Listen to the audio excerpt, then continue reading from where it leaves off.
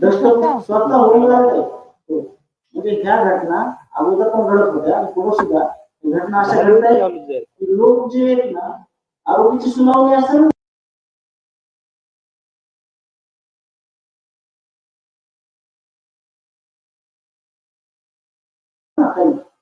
त्याचं मनोबल वाढवण्यासाठी येत आहे आणि आम्हाला दाखवत आहेत की म्हणजे आम्ही त्यांचं समर्थन करतोय. आम्हाला कुठेतरी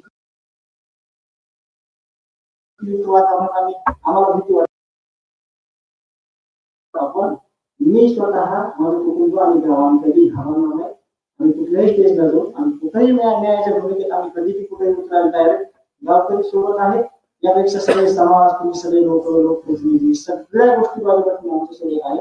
आम्ही त्याच्या गोष्टी सांगितल्या त्या ठिकाणी सत्य आणि त्याचे आमच्याकडे पेपर आहे आणि ज्या काही अनऑफिशियल गोष्टी आहेत त्याचे काही पुरावे नाही त्या गोष्टी सुद्धा आमच्याकडे आहेत. त्या तुमच्याकडे न मांडण्याचं कारण की जर तुम्ही सिद्ध करा म्हणलं, जर तुम्ही म्हणलं तर ते आमच्याकडे नाही, म्हणून आम्ही तुम्हाला त्याची खूप आहेत अशा फाईल खूप झाल्या. त्याच्या जेवढी डॉक्युमेंटरी तपास यंत्रणेकडे नसेल तेवढी आमच्या मसुदेवाल्यांनी तयार केली. हेच काम त्यांचं होतं, त्यांनी आतापर्यंत केलेलं नाही आणि आमची प्रामाणिक भावना आहे जे या लढ्यामध्ये सगळे येत आहेत आम्हाला फक्त न्याय पाहिजे.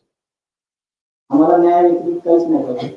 आमच्याकडे आमच्या गावाची पार्श्वभूमी अशी आहे की तुम्हाला सांगितलं ते गावचं प्रमाणपत्र आहे मागच्या 2 वर्षात भेटलेलं. ते जे आरोपी आहेत सगळे त्या आरोपीचे जेवढे गुन्हे आहेत त्याच्या 10% पण गुन्हे आमच्या गावाचे नाहीत आणि ते गुन्हे कोणते किरकोळ शेतीचा वाद कुठेतरी ह्याचा वाद पण ते असे गंभीर गुन्हे नाही.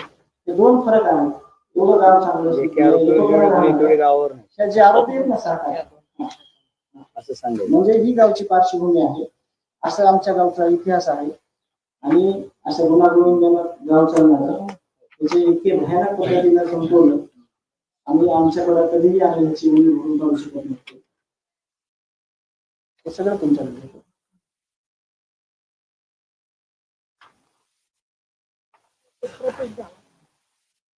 कुठंतरी पहिल्यांदा जातीवादाचा मुद्दा आणायचा बघितला तर जे काही सामाजिक क्षेत्रातले लोक आहेत विपद काढणारे खूप चांगलं काम आहे. 1000 मुली त्यांच्याकडे अनाथ सांभाळतात.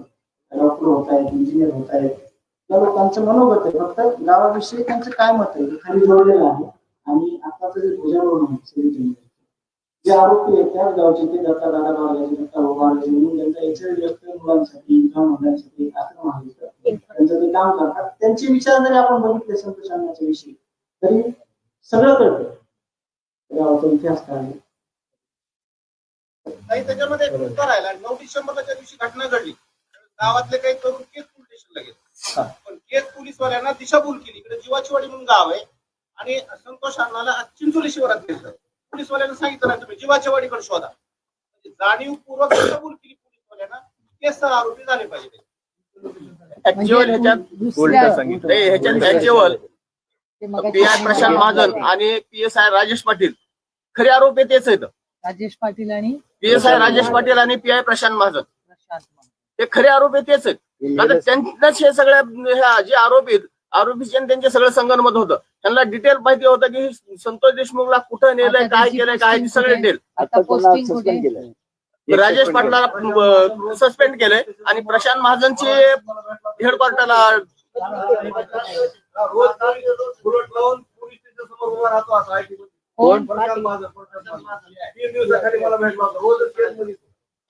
आता पोस्टिंग कुठे त्यांची हेडक्वार्टरला पोस्टिंग केलेली. पण मग इथे कशी येतात ते मग तोच मुद्दा आहे ना.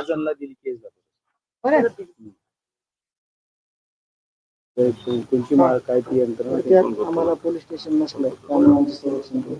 अरे असं म्हणजे आमचं होत असेल खूप गरीब लोक पाठवला त्याला सेक्शन 4 खाली अॅट्रॉसिटीचा गुन्हा 6 तारखेला घेतला नाही. त्याच्यावर तो सेक्शन 4 मध्ये जो अधिकारी टाळाटाळ करतो त्याला नियमाने सेक्शन 4 ने अॅट्रॉसिटीत आरोपी करायला पाहिजे. कामात नाही आपलं कामात आहे की ही लई छोटा विषय. कुठल्याही परिस्थितीत महाजन जो आहे रामकृष्ण बांगरवर खोटे गुन्हे दाखल होते त्याच्यावरती अॅट्रॉसिटीचा गुन्हा दाखल झाला पाहिजे कारण का त्यांनी अॅट्रॉसिटी नोंदवण्यात हयगय केली. आता ह्याच्यातला रामकृष्ण बांगर नावाचे ते येणार होते आता इथे आले त्यांच्यावरती या सगळ्यांनी मिळून खोटे केसेस केल्या. त्यांची बायको जी रामकृष्ण मांगरी म्हातारी बाई आहे, 5 केसेस केल्या, एक नाही 5. नाही पण त्याच्या साईट म्हणजे तिने रिव्हॉल्वरनी गोळी मारली हे काय असं दाखवलं. काय केलंय? आता त्यांना जामीन झाला, अजून पोराचं राहिलं, हा? पोराचं राहिलं. मुलावर बाळाचा राहिला.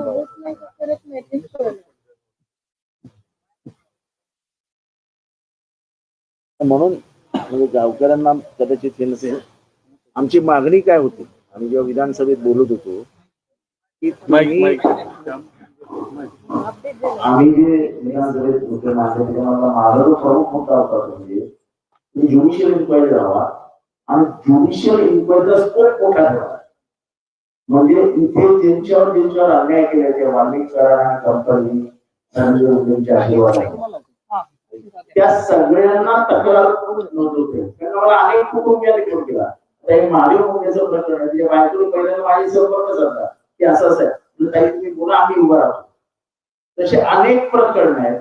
त्यामुळे हा स्कोप जोपर्यंत काही वाढवत नाही ज्युडिशियल इन्क्वायरीचा तोपर्यंत कोणालाच नाही मिळणार.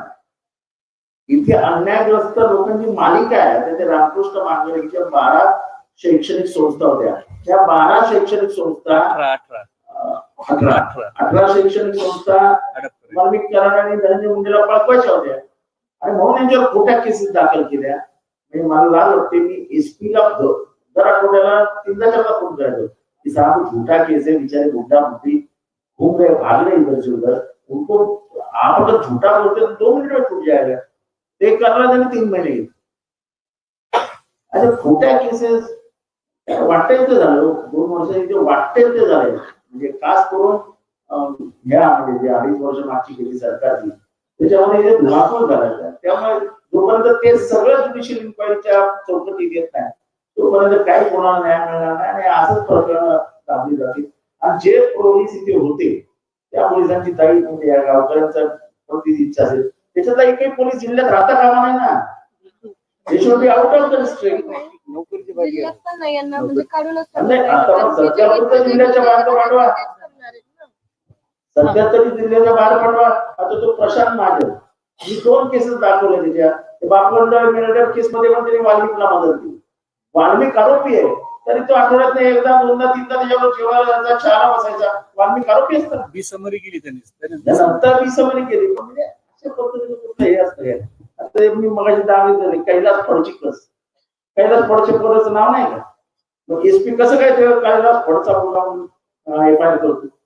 म्हणजे स्टाईल आहे यांची आणि हे सगळं वर्ण मॅनेज होतं.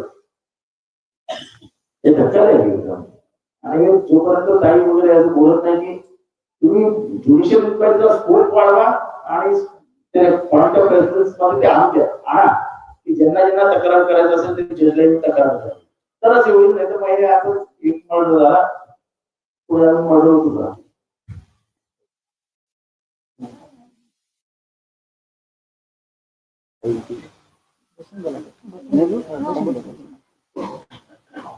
नमस्कार सगळ्या गावकऱ्यांना. रामकृष्ण हरी.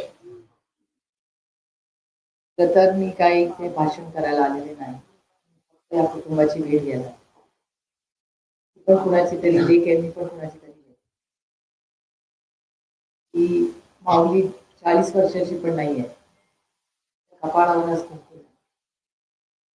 आईचे अश्रू अनावर आहे. कुठल्या आईला सगळ्यात जास्त दुःख काय होऊ शकतं?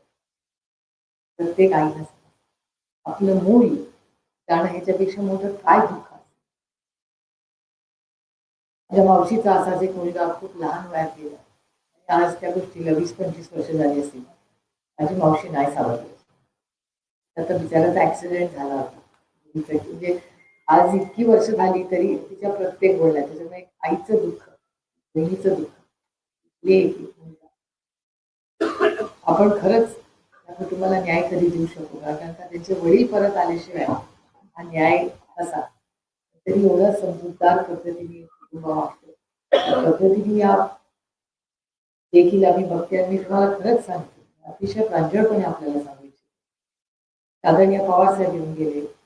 बरेच सक्षणा, बाप्पा, संदीप हे सगळे तिथे येत होते. आणि माझी खरंच इच्छा होती की हा राजकारणाचा विषय, हा भारताचा, या महाराष्ट्राचा विवेक आपण बघतो. आणि त्याच्यामुळे या विषयामध्ये आपण राजकारणी म्हणून कोणी त्याच्यात पडू नये, पण माणुसकीच्या नात्याने या लावल्या या भारतरत्न डॉक्टर बाबासाहेब आंबेडकरांनी आपल्याला संविधान दिलं, आपल्याला आपले अधिकार दिले. त्याच्यात एका कुटुंबाला एकूण 70 दिवस झाले न्याय मिळत नाहीये. आणि ज्या काही घटना गेल्या 8-10 दिवसात झाल्या इतक्या अस्वस्थ करणाऱ्या होत्या. म्हणून मी ठरवलं की आता काही होऊ दे, बाकी कोणी जबाबदारी घेऊ दे किंवा नाही, पण एक माणुसकीच्या नात्याने हा लढा सोडायला लागणार हा शब्द आणि याचा पक्ष नाही, काही नाही, काही नाही. कारण काही इलेक्शन येतात, पक्ष असतात, जे मनभेद सगळे असू शकतात आणि असलेच पाहिजे ते कसं शक्य लोकशाही. पण ती लोकशाही आहे, माणुसकी. आज मला असं वाटायला लागलं की महाराष्ट्रात माणुसकी विसरलाय का आपण? प्रश्न माझ्या मनात. म्हणजे मला विचाराल तर माझी जरी माननीय मुख्यमंत्र्यांची आमचे राजकीय टोकाचे मतभेद आहेत, पण माझी त्यांच्याकडून खूप अपेक्षा. कारण का देवेंद्रजी या राज्याचे मुख्यमंत्री झाले, संस्कृत नेतृत्व. मला खरं तर वाटलं होतं की हे कुटुंब जेव्हा त्यांच्याशी बोललं असेल तेव्हा तुम्हाला 8 दिवसातच न्याय मिळेल अशी माझी अपेक्षा होती, माझी इच्छा होती, अपेक्षा होती की ठीक आहे, या राजनीती तर चलती राहील, पण अशा काळामध्ये एक सिग्नल दिला पाहिजे बघ की हे राज्य आता मी चालवतो आणि या राज्यात मी अशी कुठलीही कृती सहन करणार नाही. तो सिग्नल वरून दिला पाहिजे. प्रत्येक पोलिसाला कळलं पाहिजे की आजपासून जो कोणी मधला नेता असेल त्याचा आता खांबून घेतला जाणार नाही. हे राज्य छत्रपतींच्याच संस्काराने चालेल, शाहू फुले आंबेडकरांच्याच संस्काराने चालेल. म्हणून ही आज एक महाराष्ट्रातली महिला म्हणून, खासदार म्हणून नाही, मुख्यमंत्र्यांना जाणार आहे, मी त्यांना वेळ मागणार आहे आणि माझा पदर पुढे करणार आहे की बाबा आमच्या पदरामध्ये आमच्या या भावासाठी न्याय. आणि हे जे अंधाधुंदी कारभार चालू, तुम्ही आंदोलन वगैरे काय करू नका, तुमचा लढा आम्ही लढू. मग तुम्ही अन्न सोडू नका, खरंच सोडू नका, माझी विनंती राहील गावचं. तुम्ही आम्ही सगळे ताकदीने लढू. बाप्पा या देशामध्ये ही गोष्ट कुणामुळे कळली तर बाप्पानी कळली. बाप्पा म्हणला मी उभं राहतो, भाषण करतो. काय बोलणार? उभे राहिले आणि म्हणले जोपर्यंत त्यांना फाशी मिळत नाही मी स्वस्थ बसणार नाही. बीडच्या केसमध्ये फाशी झालीच पाहिजे, परभणीच्या केसमध्ये आम्हाला न्याय मिळाला आणि बसून गेले. म्हणलं अरे अजून काय बोलत? म्हणलं अजून मला काय बोलायचंच नाही, मला फक्त न्याय पाहिजे आणि मला त्याचं राजकारण करायचं नाही, म्हणून मी फक्त फाशी मागतोय, मला बाकी काही नको. जो कोणी गुन्हेगार आहे त्याला फाशी. आणि आम्ही त्यानंतर मी फारशा बाहेर बोलले नाही, कारण मला बोलायचं नव्हतं बाहेर. मला तुम्हाला हे पण स्पष्टपणे सांगायचं की त्याचा आम्ही दोघांनी बाहेर बोललेलं नाही. बाप्पा तुमच्या परवानगीने मी बोलतेस की एक 8 दिवसापूर्वी बाप्पा आणि मी आम्ही अमितभाई शाहना परत जाऊन भेटून आलो आणि त्यांनी आम्हाला शब्द दिलाय की ते जातीने लक्ष या विषयात. त्यामुळे मला मी पुन्हा सांगते, मला याच्यात राजकारण करायचं नाही. आम्ही दोघं फोटो टाकू शकलो बाहेर, स्टेटमेंट मी केलं नाही. याचं कारण असं की एका गृहमंत्र्याकडे आम्ही दोघं लोकशाही पद्धतीने न्याय मागायला. बाप्पा आधी भेटून आले होते, परत परवा भेटून आले. माझी अतिशय विनम्रपणे, प्रांजळपणे त्यांना हात जोडून दिले की बाबा ह्याच्यामध्ये पोलीस असू दे, अधिकारी कोणीही गुन्हेगार असो, त्याची गय करू. या राज्याने एवढं मोठं मतदान करून तुम्हाला केलं, न्याय जर मिळाला नाही तर काय करायची ती सत्ता. आता त्यांनी मला त्यांच्या कुटुंबाचा एक फोटो दाखवला, अप्रतिम, म्हणजे दृष्ट लागली तुमच्या फोटोला मला. आणि मी तुम्हाला शब्द देतो की मी कोणाला कुठे भेटणार नाही, काही करणार नाही.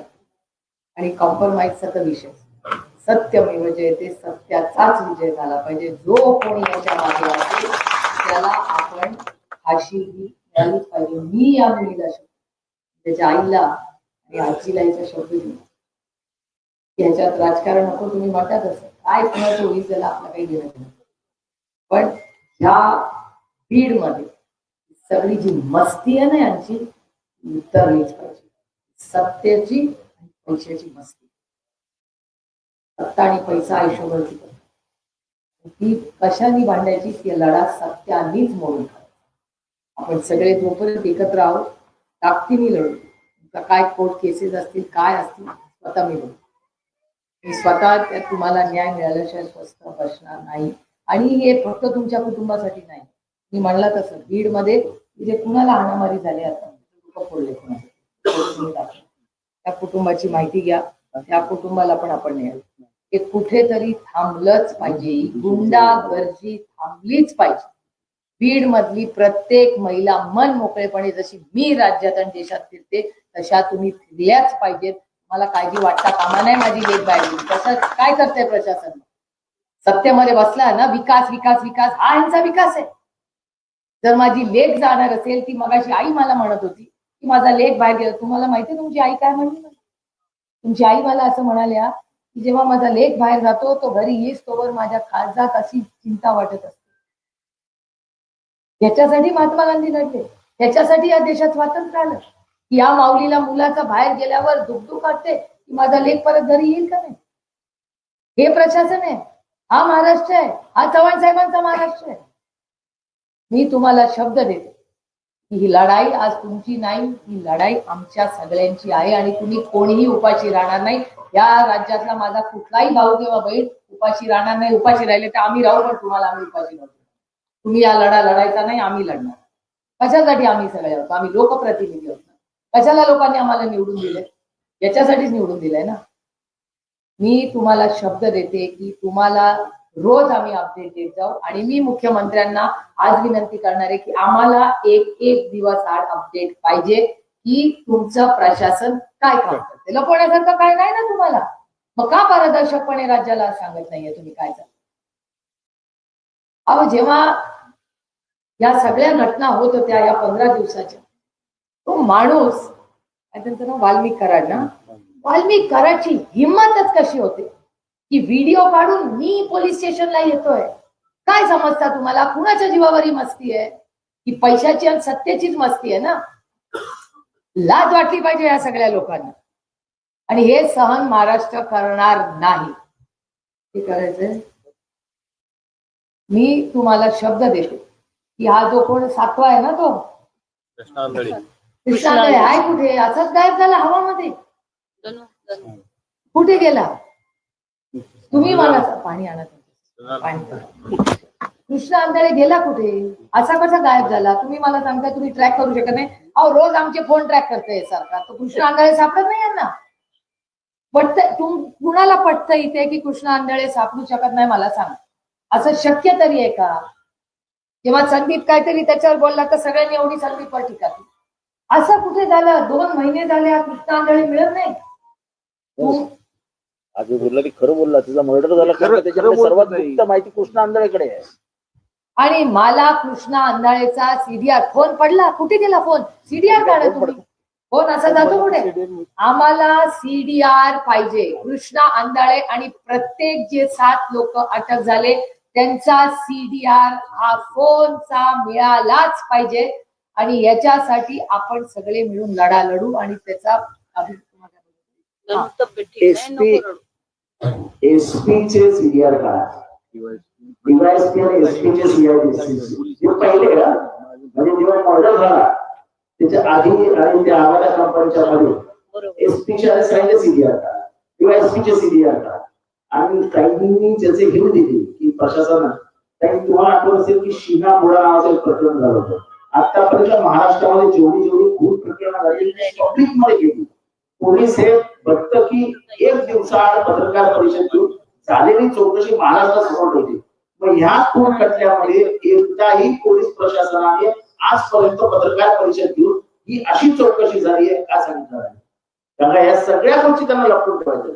आणि म्हणून मी परत तुमच्याकडे मागणी करतो की जी ज्युडिशियल इन्क्वायरी होणार आहे, तुम्ही जे म्हणालात ना की आपण त्याला न्याय देऊ, त्याला तो जेव्हा मारला कोणता मारला होता, तो काय बोलत होता, तो फिल्म बनवत होता, व्हिडिओ बनवत होता, अटक कशी झाली, कोणाला अटक झाली, तर मागणं त्याला होता मारला.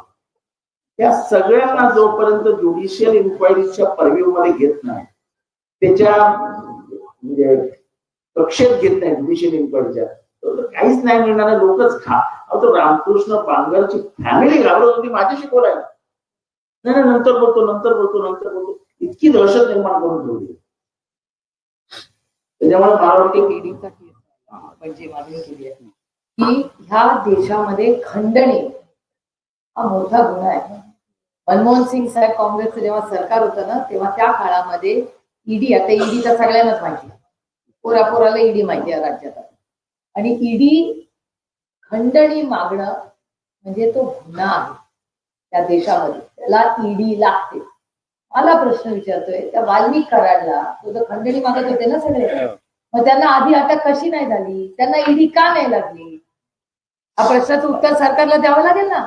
कधी तुम्ही म्हणलं जून महिन्यात पहिला मागितलं ना खंडणी, मे महिन्यात खंडणी मागली, तर मे महिन्यात पहिल्यांदा खंडणी मागली तर त्या काळातच मे महिन्यामध्येच त्यांना लागायला पाहिजे होतं ईडी आणि सीबीआयची, का नाही लागली तेव्हा? तुम्ही मला सांगा, विचार करून सांगा, तो काळ कुठला होता? मे महिन्यात इलेक्शन झाले होते. आता इलेक्शनच्या वेळेत तुम्ही खंडणी मागताय कशासाठी? का खंडणी मागणं गुन्हा आहे? कशासाठी का मागे ना 1 रुपयाची खंडणी मागणं या देशात गुन्हा आहे. आणि मग जून पासून का या सरकारने काय काय केलं? यांचंच सरकार होतं ना जून मध्ये महाराष्ट्रात. अवधा नावाची कंपनीने जेव्हा खंडणी केली तो FIR झाला, का नाही तेव्हा त्यांना काय आज ईडी आणि सीबीआय तेव्हाच का नाही लागली? कारण का भीतीच नाही वर्दीची राहिलेली आज जिल्ह्यामध्ये. हे दुर्दैव आहे. मला महाराष्ट्राच्या पोलिसांचा सार्थ अभिमान आहे की जन्मापासून फार जवळून पाहिले. जेव्हा महाराष्ट्राचा पोलीस बघतो ना असं वाटतं चला बाबा तुमच्याबद्दलच होईल. मला अभिमान वाटतो जेव्हा तुमच्यासारखे पोलीस बघतात, महिला पोलीस असतात. आम्हाला सार्थ, आमची कॉलर टाईट होते, अरे आपला महाराष्ट्राचा पोलीस आहे, वर्दी घालावी तर महाराष्ट्राच्या पोलिसांनी घालावी. दिल्लीमध्ये जेव्हा त्यांना अवॉर्ड मिळतो तेव्हा आमची टाईट होते कॉलर, आपल्या महाराष्ट्राच्या अधिकाऱ्याला बक्षीस मिळालं. पण बीडमध्ये काय चाललंय? आणि ते म्हणतात ते खरं आहे की बीडची बदनामी होते, लोक साहजिक आहे. मलाही वाईट वाटलं. अतिशय सुसंस्कृत जिल्हा आहे हा. काय झालंय? या 5 लोक क्रांतिकारी, बरोबर आहे तुमचं अगदी, अंबेजोगाई, या देशामधले सगळे सुशिक्षित लोक आवर्जून येतात. बीडचा सार्थ अभिमान आम्हाला सगळ्यांना आहे. आणि ह्या बीडचं बदनामी करायचं पाप या 5, 10, 25 लोकांनी केलेलं आहे. तुम्ही सगळे सुसंस्कृत आणि चांगलेच आहात. तुम्ही सुसंस्कृत आहात म्हणून ते तुम्हाला दम देतात. आता ही लढाई मी तर म्हणेन तुम्ही महिलांनी हातात घेतली पाहिजे. घ्या एक लाटणं, आणि आला ना असला कोणी आंधळे तर घ्या लाटणं आणि ठोकून काढा असा मी आग्रह करतो. काय लावलंय आमचं? आमच्या घरातले कर्त्या पुरुषांवर तुम्ही असे हल्ले करणार? हे नाही चले. महाराष्ट्रात आम्ही हे सहन करणार नाही. आणि माझी पुन्हा खूप विनम्र विनंती आहे तुम्हाला की तुम्ही अन्नत्याग प्लीज करू नका. तुम्ही गाव फार दुःखातून गेले, तुमचं कुटुंब दुःखातून गेले. वेळ पडली ना आम्ही सगळे अन्नत्याग करू, पण तुम्ही करू नका अशी माझी विनंती. त्याच्यामुळे मी मनापासून जे झालं त्याच्याबद्दल मनापासून दिलगिरी व्यक्त करतो. माझ्याकडे शब्द नाहीये खरं काय बोलणार. आणि जे काही झालं हे अतिशय दुर्दैवी झालं. पण आम्ही जोपर्यंत तुमच्या कुटुंबाला न्याय मिळत नाही तोपर्यंत आम्ही कोणीही स्वस्थ बसणार नाही. फाशी ज्या दिवशी होईल त्या दिवशी आपली जबाबदारी पण संपणार नाही, कारण कल्याणकरांची जबाबदारी आला. पण तुम्ही एक आदर्श म्हणून उभे राहा. तुमच्या बरोबर आम्ही उभे. आणि बीडमध्ये आज नंतर कोणावरही हल्ला झाला तर बाप्पाला नाही तर मला फोन करा. माझा फोन 24 तास आहे. आम्हाला फोन करा, आपण काय करायचं ते करा. आणि मी आज मुख्यमंत्र्यांना वेळ ऑलरेडी मागितलेली. मी येणार होते म्हणून मी कालच रिक्वेस्ट टाकली. आज उद्यामध्ये माननीय मुख्यमंत्र्यांनी वेळ दिली. आज जी काही चर्चा झाली मी त्यांच्या कानावर घाली. बाप्पाही माझ्यावर आज मुंबईला येणार आहेत. आम्ही वाट बघू आज आम्हाला आज उद्यामध्ये जर वेळ दिली. पण न्याय मिळाल्याशिवाय आम्ही स्वस्थ बसणार नाही. आणि आणखीन एकही सांगतो आणि पत्रकारांनी सांगते, आम्हाला ह्याच्यात राजकारण आणायचं नाही. म्हणूनच मी इतके दिवस शांत बसले. जेव्हा स्टेटमेंट करायचं मी नेहमी म्हणायचे जे काय व्हावं ते पारदर्शक पद्धतीने व्हावं. आणि आपल्याला कुणावर व्यक्तीवर आरोप प्रत्यारोप करत बसायचं नाही. आपल्याला या कुटुंबाला न्याय मिळाला. मी विचार करते, ही लेख विचार करते. ही लेख वडिलांसाठी वन राज्यात मोर्चे करत फिरते, भाषण करते. सांगते तुम्हाला, सरकार जे बसलंय ना या लेखीच्या अश्रूंवर उभं आहे. त्यांचं लेखींच्या अश्रूवर आहे. मला आश्चर्य वाटतं की या सरकारला झोप कशी. त्या सरकारला काम करताना, भाषण करताना, साजरं करताना या लेकरांच्या झोप कशी येते हो मला सांगा. प्रश्नाचं उत्तर द्या. मलाच काल इथे येताना अस्वस्थ वाटत होतं की मी कसं आहे ना माझा चेहरा दाखवतो, काय या लेकीला मी सांगतो. मी पण गेले खूप गोष्टींवर, पण माझे वडील माझ्यावर, तिचे वडील परत येणार नाही. लढायला लेकी लढू शकतात. आम्ही सगळ्या लढलो, तुम्ही पण लढलो, आमचे भाऊ पण खूप लढले.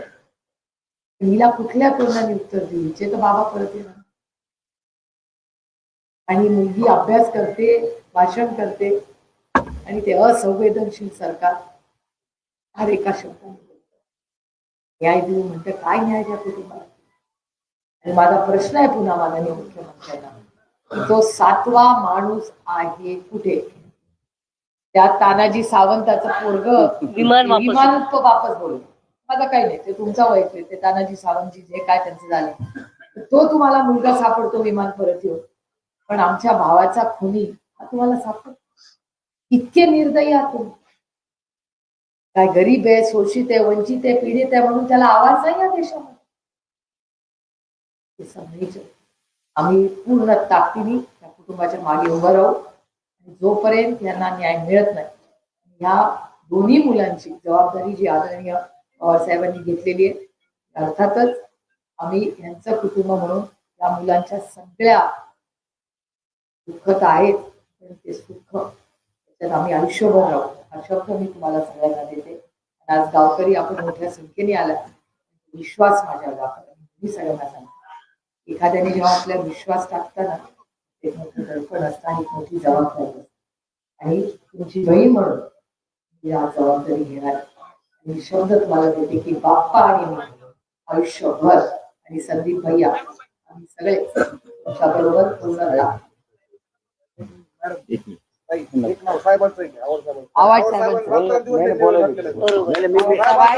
आमच्या कुटुंबातलेच लोक आहेत. माझं नाव नाही घेतलं मला काही फरक पडत नाही. त्याच्यातली दुसरी गोष्ट माझी स्पष्ट करायची, मसाला झोप मधला स्पष्ट करायची. अजूनही काय बोलताय? लाडकी बहीण योजनेचं अध्यक्षपद आजही त्यांच्याकडे आहे. एसडीएम सांगतायत की ज्या दिवशी म्हणजे ते इन्फोर्स मध्ये अगोदरच्या सरकारमध्ये होतं, ते गेलं. मी स्वतः विचारले एसडीएम, ते नाहीये आता रनिंग नाहीये असं त्यांनी मला सांगितलं. लिहून घ्या त्यांच्याकडून, लिहून मागून घ्या, मागणी करून. आपण मला थोडीशी सुस्पष्टता याच्यात अशी करायची आहे की मी जेव्हा पहिलं भाषण केलं तेव्हा सांगितलं होतं की माणुसकीची हत्या आहे. खरंच आहे. इतक्या अमानवी पद्धतीने एखाद्याला मारणं हे माणुसकीला शोधणार नाही. त्यामुळे उभा महाराष्ट्र जो उभा राहिला माझ्यासारखं, तो माणुसकीच्या नात्याने उभा राहिला की हे नाही चाललं. तेव्हा मी उभा राहिलो तेव्हा माझी जरा तुम्हाला माहिती, मी वंजारी विरुद्ध लढा नव्हता कधी. हा मानवी मनाची विकृती आहे, त्याच्या विरुद्धची लढाई आम्ही लढतो. जे बाबासाहेबांनी सांगितलं की अन्याय अत्याचाराविरुद्ध तुम्ही उभं राहिलं पाहिजे, आम्ही उभे राहिलो. कुठेही वंजारी मराठा असा स्पर्श नाही. ही महाराष्ट्राच्या मातीची लढाई आहे. कारण का ही माती एका वेगळ्या पद्धतीने पुढे गेली आहे. शाहू फुले आंबेडकरांचे विचार आहेत सगळे. त्यामुळे जातीपातीचा स्पर्श न देता आपल्याला वाल्मिक करा हा वंजारी समाजाचा चेहरा होऊ शकत नाही. बरोबर आहे. गेल्या मागच्या 3 वर्षामध्ये 40 आयएस ऑफिसर तयार केले वंजारी समाजाने. ते चेहरे आहेत आमचे. हा कसला चेहरा मारायला? ते हे असले काही चेहरे होत नाही. महाराष्ट्रातले तमाम वंजारी समाजाचे लोक भोट करतात म्हणाले, आम्हाला गावामध्ये येऊन दाखवायला लागलं. लोक आमच्याकडे सगळ्यात जास्त तुमच्या समाजाच्या लोकांना त्रास दिला त्यांनी, खोटे गुन्हे त्यांच्यावरच केले. आता तुम्ही एवढे आहात ना, एवढ्या मर्डर झाले, आरोपी कोण येतो? सगळे आरोपी वंजारी आहेत. बरोबर आहे. बापवतबाई मर्डर केस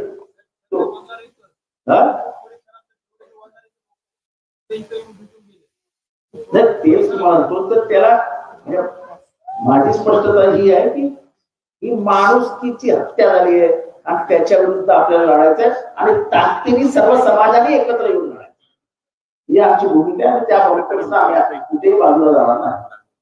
माझी एवढीच सगळ्यांना विनंती आहे की हे सगळे जे गुंड आहेत ना त्यांना माफी नाही. कुठलाही गुंड आज बीडमध्ये जो फिरत असेल त्याला माफी नाही. आणि जो नेता या गुंडांच्या मागे उभा राहील त्याचा पर्दाफाश केल्याशिवाय मी स्वतः बसता नाही. ये नहीं चलेगा. ये गंदी राजनीति आज के बाद महाराष्ट्र में नहीं चलेगी. कोणी असू दे, कोणीही, हे नाही चलेगा. कारण का ह्या सगळ्या वाल्मी कराड टाईप लोकांच्या मागे कोणीतरी शक्ती आहे. त्या शक्तीशिवाय हे होणार नाही. कोणाच्या जीवावर शक्ती कोणी का असे ना, कोणी त्याची इन्क्वायरी झाली पाहिजे. त्याची इन्क्वायरी झाली पाहिजे. पोलिसांचीही झाली पाहिजे आणि राजकीय नेत्यांची पण झाली पाहिजे. हे उतरलं पाहिजे. राजीनामा झाल्याशिवाय हे जे पोलीस जे प्रेशर खाली आहेत ना, घरगड्यासारखे जे वागतात ना, ते मंत्रिपदाचा वरद असतंय त्यांना.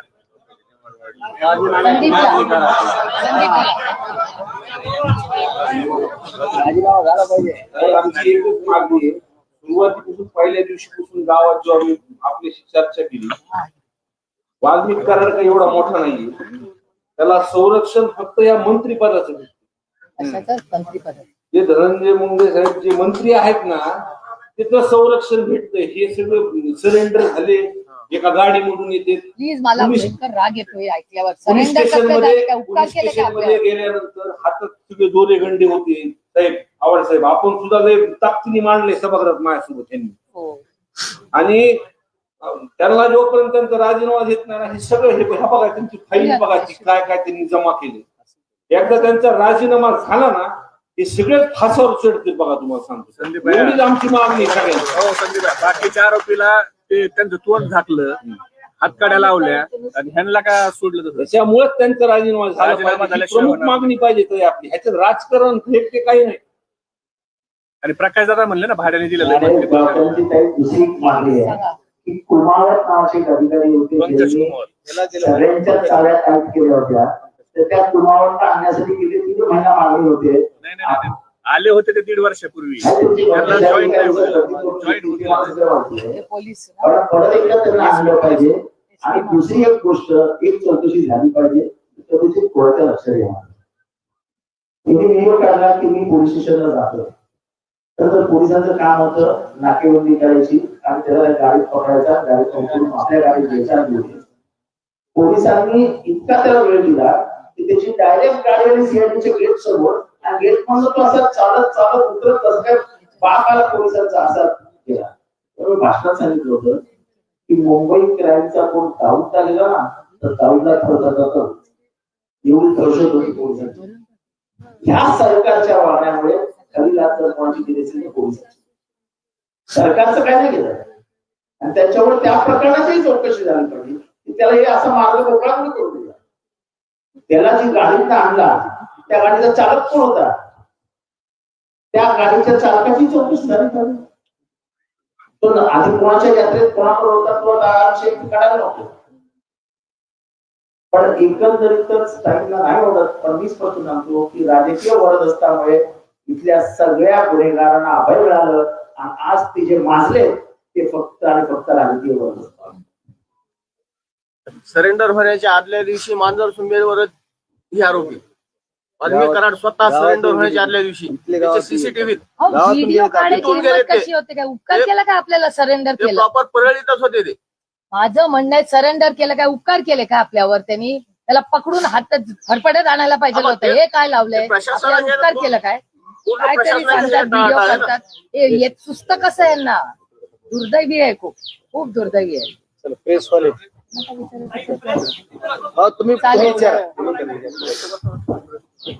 आपल्याला निघायला लागेल ना.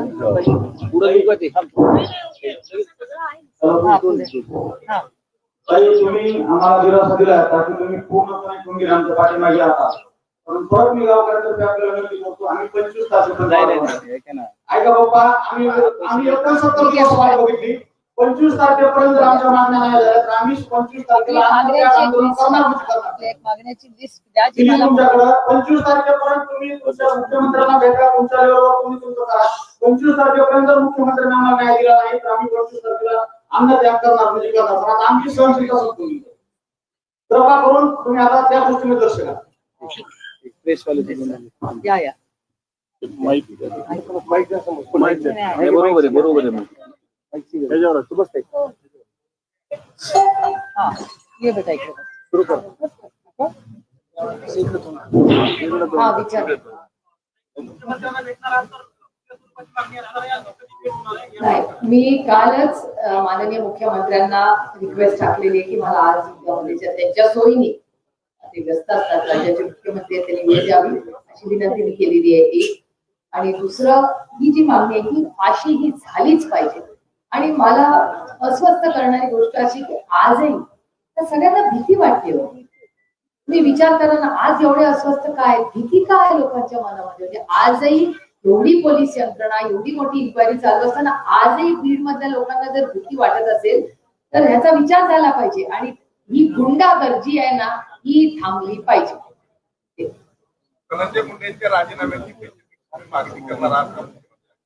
मी तुम्हाला खरं सांगू, काही गोष्टी या नैतिकतेवर असतात.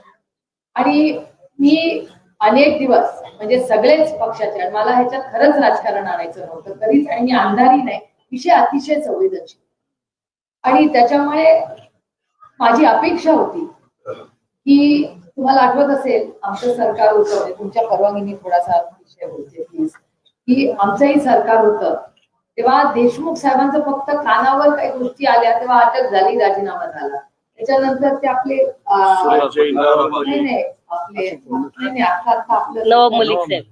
नवाबाई संजय राऊत झाले नाही का, ते मुलीची काही केस संजय राठोड, ती मुलीचा आरोप झाला तर आठवत असेल तुम्हाला. तर त्या संजय राठोडांच्या वेळीच पण राजीनामा उद्धवजींनी घेतला होता त्यांचा. तो केस चालूच होती पण नैतिकतेवर तेव्हा उद्धव ठाकरेजींनी निर्णय घेतला की संजय राठोडांवर आरोप होत आहे आणि बाजूला झालं पाहिजे, आणि ते योग्यच निर्णय. तर आमची एवढीच मागणी आहे की नैतिकतेवर त्यांनी राजीनामा द्यावा. आणि हे मागणी रास्त आहे मला वाटतं. त्याच्यात काही जोपर्यंत इन्क्वायरी पूर्ण होत नाही थोडा वेळ बाजूला जा. इन्क्वायरीतून तुम्हाला जर क्लीन चिट मिळालं तर प्रश्नच येत नाही. पण नैतिकतेवर, आणि सुरेश दासांचं एक स्टेटमेंट आहे तुमच्याच चॅनलवर मी पाहिलंय की नैतिकतेची आणि यांची कधी भेटच झाली नाही असं सुरेश दास म्हणतो. आणि यांच्या चॅनलवर, माझ्या मनाचं नाही, यांच्या चॅनलवर पाहिलेलं बोलतो.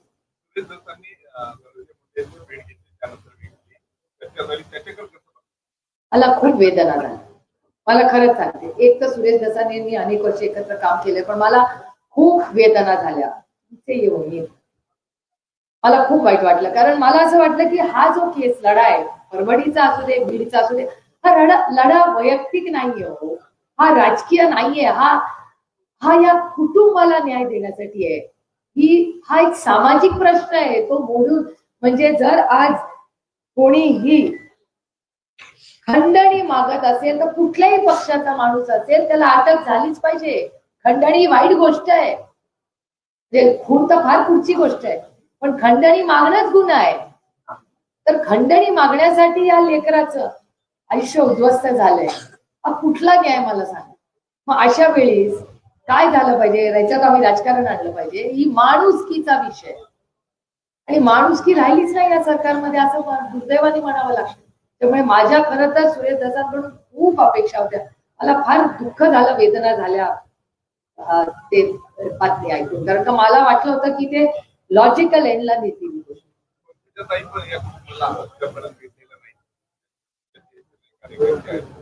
नाही, मी एक तर कोणाला काही सल्ला बिला देत बसत नाही, तो त्यांचा वैयक्तिक प्रश्न आहे, त्याच्यावर मी कसं बोलतो. या कुटुंबाला संरक्षण देण्याची गरज आहे, संपूर्ण कुटुंबाला, घराला आणि गावामध्ये. माझा एक प्रश्न आहे हो, मला एक सांगा तुम्ही विचार करून की इथे सिक्युअर आहे ना, ह्यांच्या आईला का भीती वाटते? तुम्ही विचार करा, तिने एक मुलगा गमावला आहे, तिला आजही भीती वाटते की दुसरा मुलगा बाहेर. मग प्रशासन काय करतंय? 60 दिवसामध्ये इथे येऊन बसून त्यांनी हे रिझॉल्व्ह करायला पाहिजे होतं, तिथे कॉन्फिडन्स द्यायला पाहिजे होता. अहो, महाराष्ट्रात बॉम्ब ब्लास्ट झाले, मुंबईमध्ये आदरणीय पवारसाहेब 3 दिवस बसून सगळं त्यांनी ठीक केलं. का नाही या राज्याचे गृहमंत्री बीडला येत आणि म्हणतात 0 टॉलरन्स अगेन्स्ट क्राईम. बीड मध्ये आज नंतर एकही गुन्हा होऊ देणार नाही, ही अपेक्षा आहे माझी देवेंद्रजींकडून. अरे ठीक आहे, या राजकारण एका बाजूला, पण देवेंद्रजींकडून माझ्या खूप अपेक्षा आहे आणि होत्या या केसमध्ये. मला वाटलं तर असं पटपट आता देवेंद्रजी मुख्यमंत्री आहेत, पटपट सगळ्यांना अरेस्ट करतील आणि बीड मध्ये सुजलाम सुफलाम करून 0 टॉलरन्स अगेन्स्ट क्राईम. आज नंतर या राज्यात कोणीही हप्ता मागणार नाही, हे माझ्या त्यांच्याकडून अपेक्षा. नाही, दुर्दैव आहे, अस्वस्थ करणार आहे. एवढा मोठा मॅन्डेट या राज्याने त्यांना दिलं का नाही हा वेगळा प्रश्न आहे, पण आता तरी दिलाय ना. त्याच्यामुळे ह्या कुटुंबाला न्याय जर सरकार देणार नसेल तर आम्ही तो लढा लढू. माणुसकीच्या नात्याने राजकारण नाही, राजकारण पूर्ण बाजूला आहे. वाल्मिक कराडला 2 बॉडीगार्ड आहेत, त्यांना बॉडीगार्ड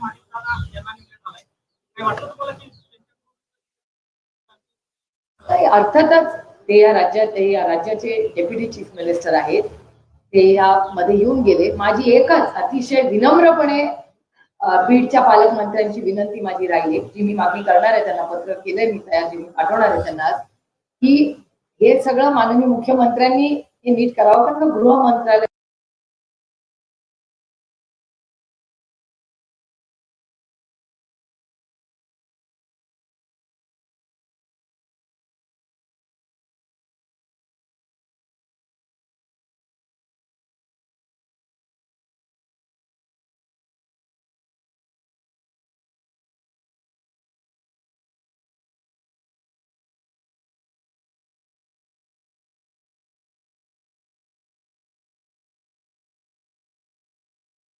दौंड असू दे, या सगळ्या भागातले शेतकऱ्यांनी 8-8 लाख रुपये यांना दिलेत हार्वेस्टर गेला. डीबीटी, अरे काय बोलायचं, हे काही जागा नाही बोलायची, म्हणून मला त्या विषयावर बोलायचं नव्हतं. पण मी मुख्यमंत्र्यांशी बोलणार आहे आणि मी दिल्लीतही बोलले हे सगळं. आणि मला शिवराज सिंग चव्हाण यांचे जाहीर आभार मानायचे. शिवराज सिंग चव्हाण या देशाचे शेती मंत्री आहेत. त्यांनी मला शब्द दिलाय पार्लमेंटमध्ये की मी या सगळ्या पीक विम्याच्या घोटाळ्याची आणि सगळे जे कृषी मंत्रालयात महाराष्ट्रात घोटाळे झाले त्याची इन्क्वायरी लावून तुला ती वाट बघते. की मी त्यांच्यावर विश्वास टाकलाय. जरी वेगळ्या राजकीय पक्षात असल्या तरी माझी शिवराज सिंग चव्हाण कडून प्रचंड अपेक्षा, मोठे नेते राहिले, अनेक वर्ष मुख्यमंत्री आहेत, माझ्या खूप अपेक्षा आहेत की महाराष्ट्राच्या शेतकऱ्याला ज्या कोणी व्यक्तीने फसवलं त्याला शिक्षा झालीच पाहिजे ही माझी मागणी. काही हिंदी में जानना चाहेंगे. 1 मिनिट पुरा.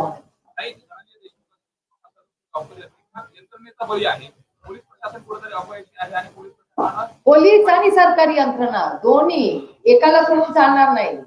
या पोलिसांना ताकद कोणी दिली. आणि माझा प्रश्न आहे, मला सीडीआर पाहिजे सगळे. का नाही सीडीआर? तुम्ही लपवण्यासारखं काय? सीडीआर सगळ्यांचे काढतात, त्यांचा काढा, काय प्रॉब्लेम आहे? ते कोण जे आंधळे आहेत ना, कृष्ण आंधळे, त्यांचा फोन सापडत नाही. सीडीआर आहे ना, काढा ना, सांगा ना आम्हाला. विष्णू चाटेचे सगळ्यांचे सीडीआर काढा, सांगा ना आम्हाला. पार आणि बसू दे ना. एकदा जर राज्याच्या मुख्यमंत्र्यांनी सांगितलं ना की 0 टॉलरन्स सीडीआर, सगळ्यांना 8 टाका शिक्षा होईल, या राज्यात कुणाची हिंमत होणार नाही.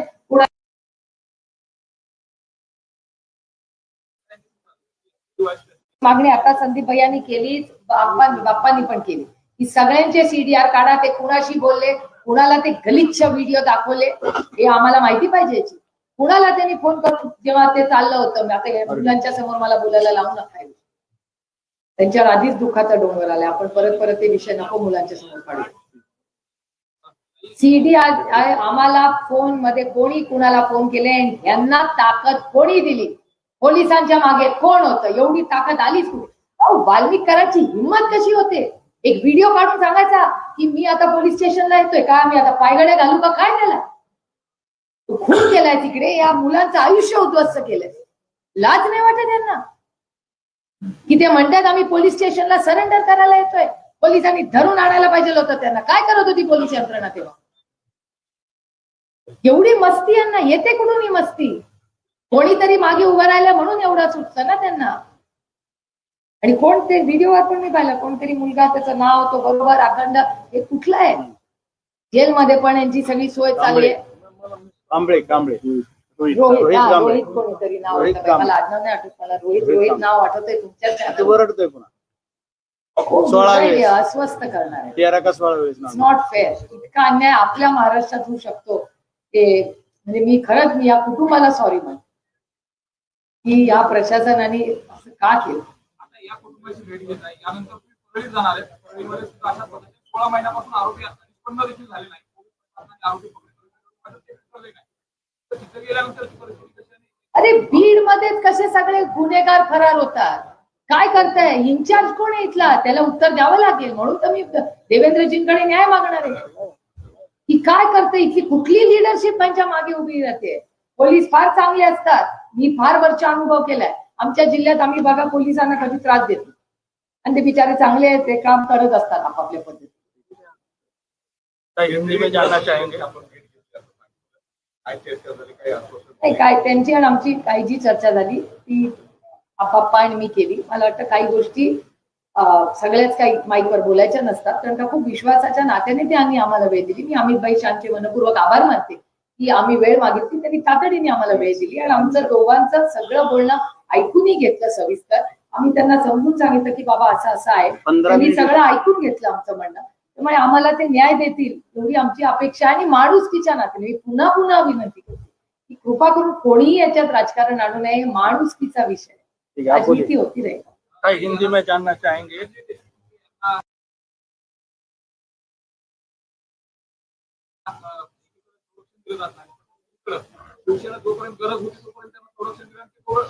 नाही आता ते विषय नाही. आज हे आज विषय हिंदी